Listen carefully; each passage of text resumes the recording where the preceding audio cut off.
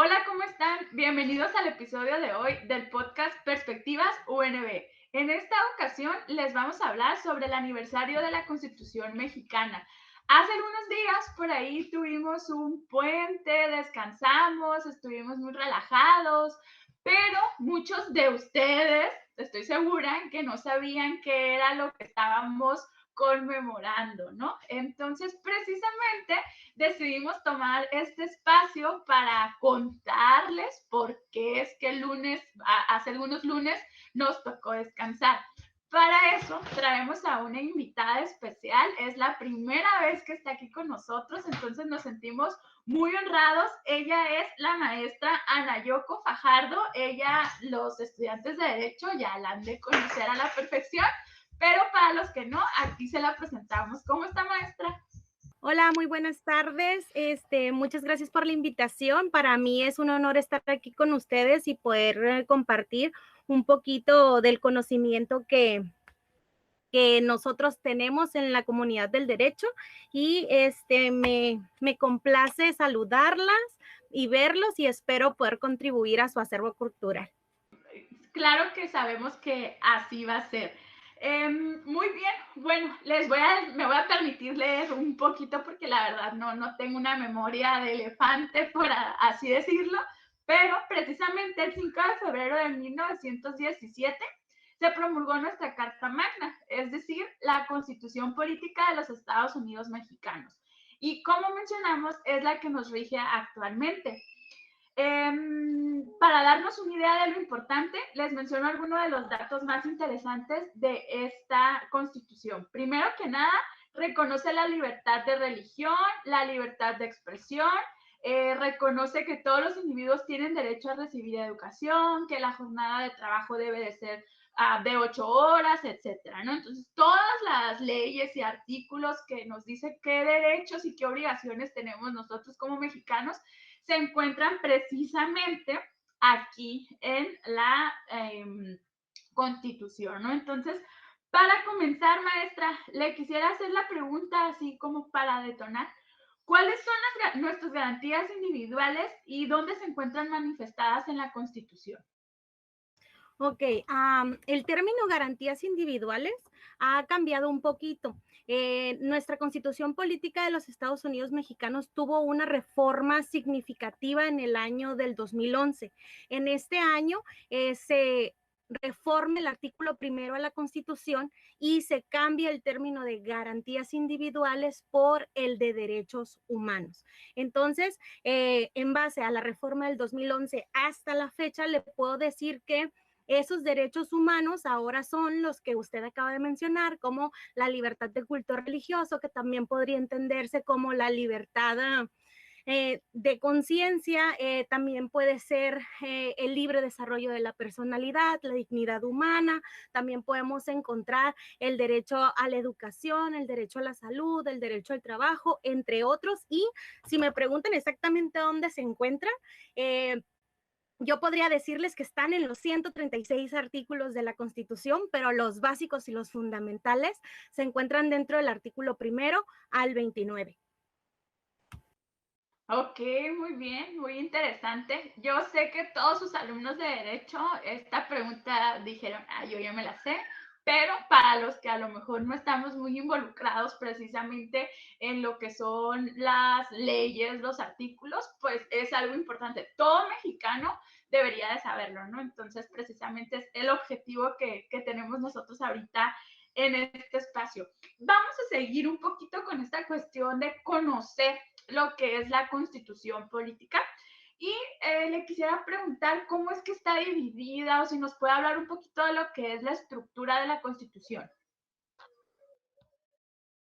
Sí, les voy a hablar de la estructura básica que nos enseñan a nosotros desde educación básica, porque es la que todo ciudadano debe saber. Nuestra Constitución se divide en dos partes. La primera es del artículo 1 al artículo 29, que sería la parte dogmática de la Constitución, y es donde nosotros podemos encontrar ese gran listado de derechos humanos del cual estábamos hablando en la pregunta anterior.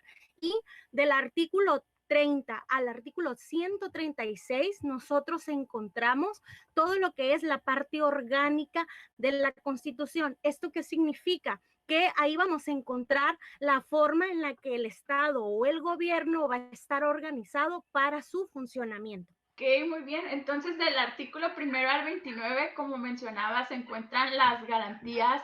Bueno, dijo que están en todos los artículos, pero las que debemos de conocer, y ya del 30 en adelante ya es la cuestión que tiene que ver como con el gobierno, etcétera, ¿no? Ok, muy bien, les digo yo aquí sí estoy aprendiendo mucho, sí, aunque yo sí soy de esa parte de la población que sí sabía por qué nos agarramos el puente, ¿eh? No se crean que yo no sabía. Sí me sé los días festivos. Sí le ha tocado, maestra, que hay alumnos como que saben que van a descansar, pero no saben ni por qué. Sí, de hecho sí me ha tocado y lo vivo con mi hija en casa, que ella dice, oh, no hay escuela. Y yo así como de que, pero te explicaron qué se celebraba. Y me dice, no, solo no hay escuela, descansaré. Entonces ahí es cuando me toca explicarle un poco a mi hija que por qué descansa. Ya sé, a mí también me tocó, de hecho, trabajar el día. Sí, me tocó trabajar en el festivo, pero no aquí en la uni, tener otras cuestiones. Y sí le pregunté a los chicos, oigan, ¿por qué hoy no tuvieron clase en la mañana? No, pues quién sabe. Y ya me sacaron ahí a Benito Juárez, a Miguel Hidalgo, etcétera, pero hasta el día del soldado se acordaron, pero nunca se acordaban que era por el día de la Constitución, ¿no? Ok, muy bien.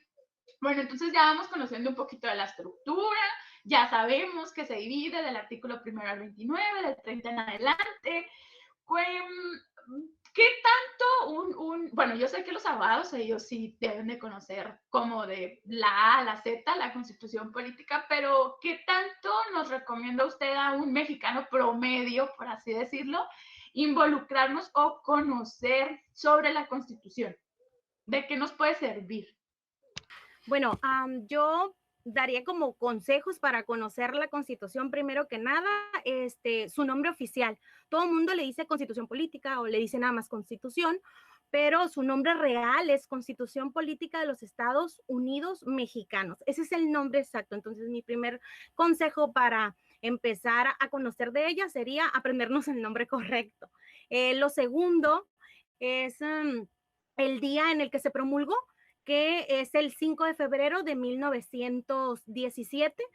Otro dato histórico a lo mejor importante es que no se promulgó en la Ciudad de México, sino que se promulgó en la ciudad de Querétaro, porque en aquel entonces, con el movimiento armado que había en la ciudad, el gobierno central se cambió a Querétaro. Por eso es que nuestra Constitución se promulgó en esa ciudad. Otro de los datos que también podría recomendarles es identificar las reformas más significativas. ¿Por qué?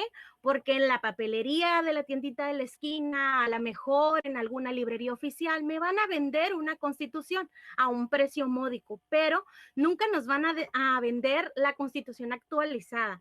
Entonces, si yo quiero consultar una reforma actualizada de la Constitución, yo los invito a que ustedes revisen la página de internet oficial del gobierno, que es www.diputados.gov.mx, y ahí viene un apartado exclusivo para la Constitución y está en formato PDF y en formato Word descargables, lo que sería la última reforma a la Constitución, que en este caso la última reforma a la Constitución que hemos tenido fue en diciembre del año pasado, el 24 de diciembre del 2020.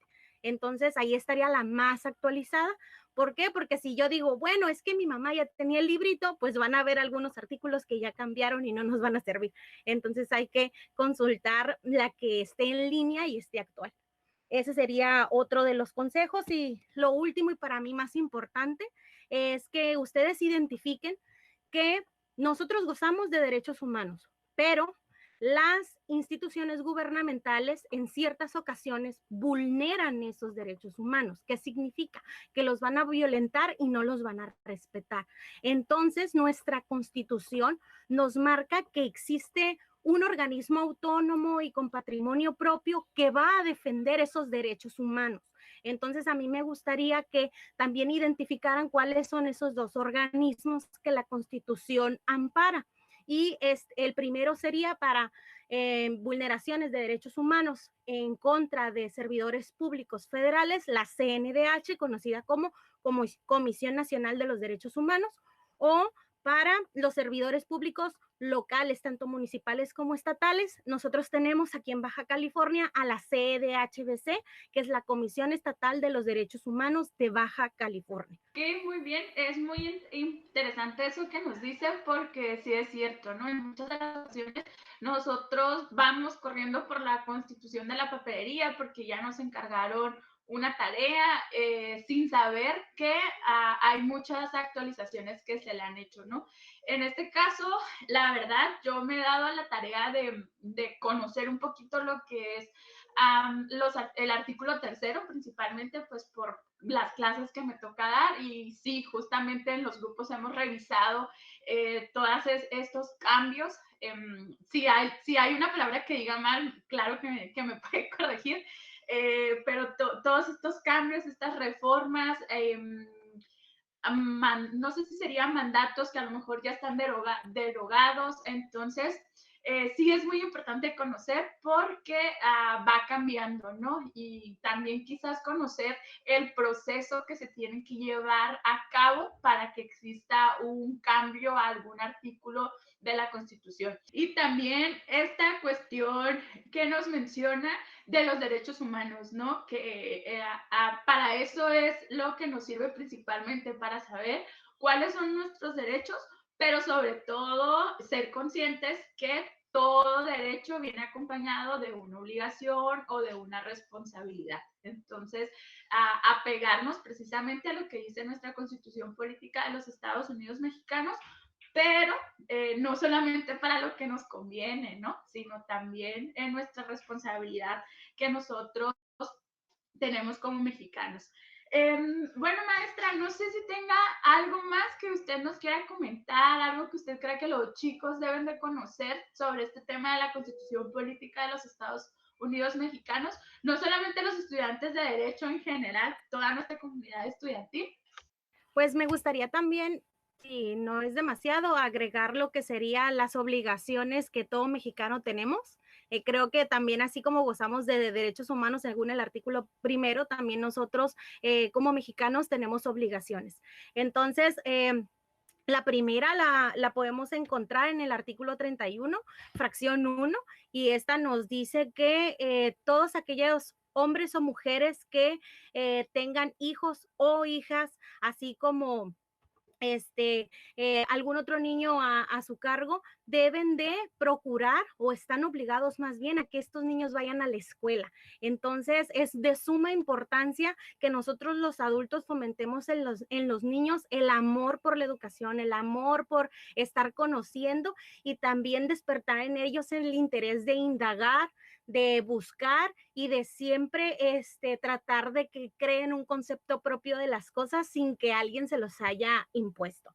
Y siguiendo igual con este artículo 31, que también se le puede unir el artículo 36, otra obligación de los mexicanos es registrarse en el catastro municipal. ¿Qué es? Básicamente aquí nos habla de bienes inmuebles, o sea que si yo tengo una casa o yo tengo un terreno, yo tengo un rancho, lo tengo que dar de alta en un departamento del municipio que se llama catastro para efectos del pago del impuesto predial que se paga anualmente en el mes de enero a febrero.